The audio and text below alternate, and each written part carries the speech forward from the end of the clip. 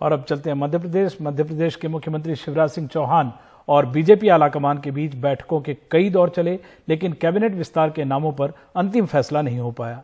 लिहाजा शिवराज कैबिनेट के दूसरे विस्तार पर अभी भी सस्पेंस के बादल मंडरा रहे हैं। मंगलवार सुबह मुख्यमंत्री शिवराज सिंह चौहान दिल्ली से लौटे। मुख्यमंत्री आवास गए, फिर मंत्रालय में बैठक करने लगे। दिल्ली में प्रधानमंत्री समेत पार्टी के आला नेताओं से मिले। ज्योतिरादित्य सिंधिया के साथ भी बैठे, लेकिन अपने मंत्रियों की संख्या 5 से ज्यादा बढ़ा नहीं पाए। बहुत जल्दी सर, कल का जो राज्यपाल आ रही है सर, कल नहीं होगा, कल के बाद होगा। सूत्रों के मुताबिक 22 विधायक कांग्रेस छोड़ बीजेपी में शामिल हुए, जिसमें 18 सिंधिया समर्थक हैं। सिंधिया खेमा चाहता है उनके कोटे से 11 मंत्री इन 18 विधायकों से बने।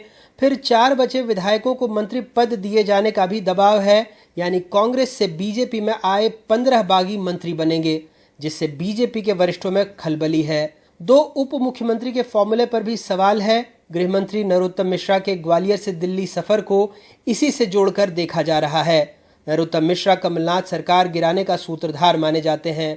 सूत्रों के मुताबिक आलाकमान इंदौर में गुटखा कारोबारी पर छापे और कुछ अधिकारियों के साथ उनके संबंधों को लेकर भी सख्त है। नाराजगी राज्यसभा चुनाव में वोटिंग में हुई गड़बड़ी से भी उपजी है।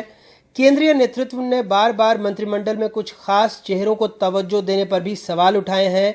संगठन नए चेहरे चाहता है, इसे लेकर सत्ता, संघ और संगठन में एक राय नहीं बन पाई है। भारतीय जनता पार्टी में निश्चित रूप से अब लगातार इस बात की मीमांसा की जा रही है और चर्चा की जा रही है कि किस तरीके से मंत्रिमंडल का विस्तार हो। जल्दी इसका पूरा खाका सबके सामने आएगा, विस्तार होगा। लेकिन भारतीय जनता पार्टी को जिस तरह से कांग्रेस कटघरे में खड़ रही है, पहले ये बात बता दे कि भारतीय जनता पार्टी ने किसी भी तरह की औपचारिक दिनांक की अभी तक घोषणा नहीं करी थी। सत्ताधारी बीजेपी अपने झगड़े निपटा नहीं पा रही, उधर कांग्रेस सड़क पर उतरी है। बीजेपी को लोकतंत्र का हत्यारा बता रही है। सवाल मंत्रिमंडल गठन पर भी पूछ रही है।